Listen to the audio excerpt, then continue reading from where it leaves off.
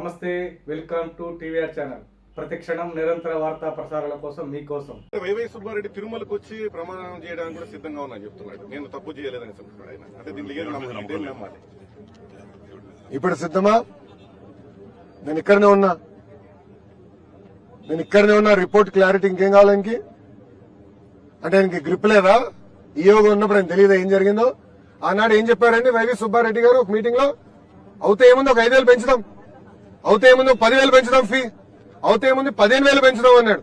అంటే ఎంత అహంకారంగా వివరించారండి. అంటే సామాన్యులు దేవుడి దగ్గరికి వెళ్ళకూడదా? దర్శనం చేసుకోకూడదా? అంటే అడ్డగోలుగా అన్ని పెంచేస్తే సామాన్యులు ఇబ్బంది పడేదానిక? ఆ వీడియో కూడా బయటకు వచ్చింది. మీడియా మిత్రులందరి దగ్గర ఉంది ఆ వీడియో. నేను సూటిగా ప్రశ్నిస్తున్నా, అది చెప్పింది అవునా కాదా? ఎస్, నేను తిరుపతిలో ఉన్నా, రండి, నేను ప్రమాణం చేశాను, నేను సిద్ధంగా ఉన్నా, దాంట్లో ఎలాంటి సందేహం లేదు. ఇంకా రిపోర్ట్లు వచ్చిన తర్వాత నేను భయపడాలండి? చాలా క్లారిటీగా ఉంది. వైవి సుబ్బారెడ్డి గారు కూడా నేను సూటిగా ప్రశ్నిస్తున్నా. గతంలో మీరు ఇలానే పింక్ డైమండ్ రాజకీయాలు చేశారు. ఆనాడు ప్రత్యేకంగా నా పైన, మా ముఖ్యమంత్రి చంద్రబాబు నాయుడు గారి పైన ఆరోపణలు చేశారు. దేవుడు పింక్ డైమండ్ ఏదో దొంగలిచ్చామని. ఏమైంది స్వామి అది? 5 సంవత్సరాలు మీరు ఏం పీకారని అడుగుతున్నా. అంటే రాజకీయం చేస్తాం తప్ప పవిత్రత కాపాడతాం మీకు తెలీదా అని సూటిగా వైవి సుబ్బారెడ్డిని నేను ఈరోజు ప్రశ్నిస్తున్నాను.